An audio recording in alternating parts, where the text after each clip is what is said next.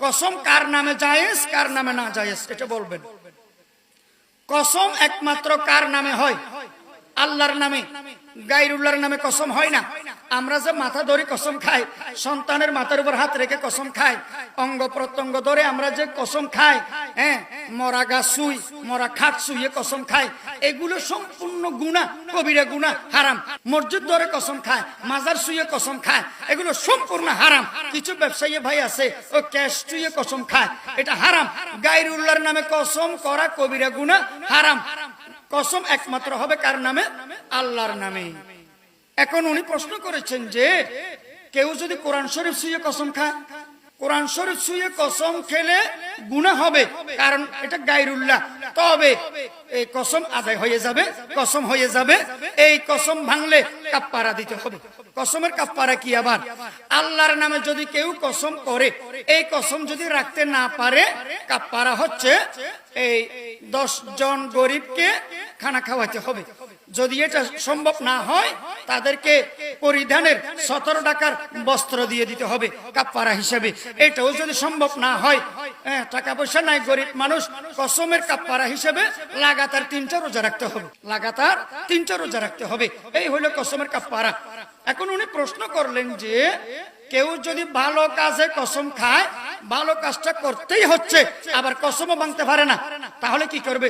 যেমন একজনে কসম খেলো, আল্লাহর কসম আমি আর নামাজ পড়বো না, কসম খাইছে আল্লাহর নামে, কি পড়বে না, যে নামাজ পড়বে না বলছে, অথচ নামাজ পড়তে হবে কি হবে না?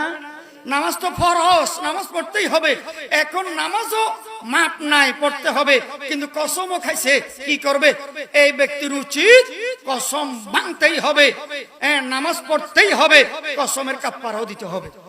আল্লাহর কসম আমি রোজা রাখবো না, এরকম যদি কসম করে, তাহলে কসম তো ভাঙতেই হবে, কাফারা দিতে হবে, রোজা রাখতেই হবে, রমজানের রোজা রাখতেই হবে। হুজুর, উনি আমাকে প্রশ্ন করলেন, হুজুর এর বিপরীত খারাপ কাজে যদি কেউ কসম করে, আল্লাহর কসম আমি আমার স্ত্রীকে তালাক দিব, কথার কথা, পরে চিন্তা করে দেখলো না, স্ত্রীকে তালাক দেওয়া যাবে না, এটা একেবারে নিম্ন শ্রেণীর কাজ, স্ত্রীকে আমি তালাক দিব না, আমি রাগের মাথায় বলে ফেলছি যে কসম খাইছি যে, এখন কি করবে? তালাক তো দেওয়া যাবেই না, তালাক দিবে না, কিন্তু কসম খাইছে যে কসম ভাঙবে, কসমের কাফারা দিতে হবে আর কি। আর খারাপ কাজে কসম খাওয়া ডাবল গুনাহ, ডাবল গুনাহ। কেউ যদি বলে আল্লাহর কসম আমি সিনেমা দেখবো, তাহলে সিঙ্গেল গুনাহ না ডাবল গুনাহ? ডাবল গুনাহ, মনে রাখবেন। তাই সত্য মিথ্যা কথায় বার্তায় অযথায় বেহুদায় কিছু মানুষ আছে আল্লাহর কসম, খোদার কসম, এই কসম সেই কসম, এগুলো মুনাফিকের লক্ষণ, এগুলো মুনাফিকের লক্ষণ, সিটিং এর লক্ষণ।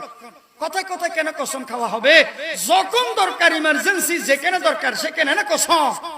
কিছু ব্যবসায়ী ভাই আছে, জিনিসটা বিক্রি করার জন্য 2 নম্বর জিনিসকে বিক্রি করার জন্য বলে কি আল্লাহর কসম, এটা 1 নম্বর।